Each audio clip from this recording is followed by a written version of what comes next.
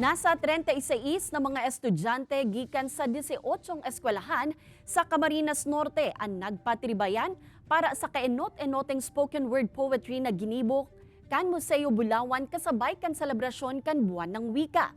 Naging tema kan mga estudyante ang mga issue sa sosyedad asin pagtataong importansya sa wikang Pilipino. Kabalidigdi ang panggigipit kan China sa mga parasirang Pilipino, pagsunod kan bagong henerasyon sa kultura kan mga dayuhan, issue sa pogo, asin iba pa. Sigun sa Museo Bulawan, ang matrayumpong aktibidad nagpapatunay sana na mahiwas ang kaaraman kan mga hovenes sa mga issue sa nasyon.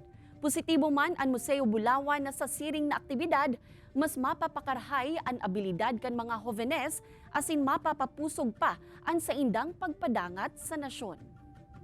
Ang husay na ng ating mga kabataan ngayon at kanilang mga tagapagsanay dahil sa kanilang malalim at marubdob na kamalayang panlipunan ay masusi nilang naiugnay sa pamagitan ng isang masining na pagbigkas